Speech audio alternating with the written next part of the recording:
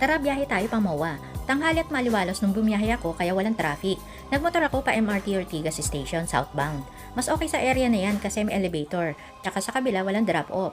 Sa third floor din kasi ang access ng pabus station.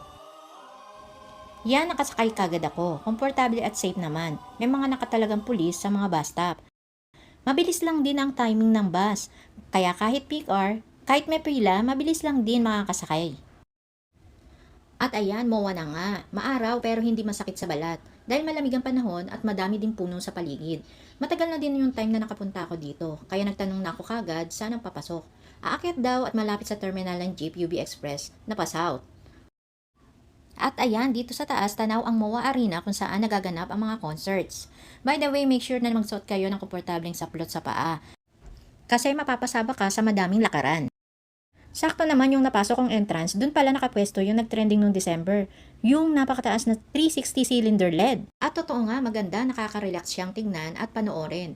May mga upuan every floor na pwede kayong umupo, magpahinga kung pagod na kayo, kaka-shopping, or kahit na masyal lang. After ng meeting ko, pauwi, maaga-aga pa, kaya nag-ikot muna ako sandali at ayan na nga nakapag-content pa ako. Pauwi na, papunta ng bus stop. May nadaanan akong mini park. Pwede kang tumambay at magmuni-muni. At ayan na nga, for the content na naman ng person. O siya, yun lang, bye!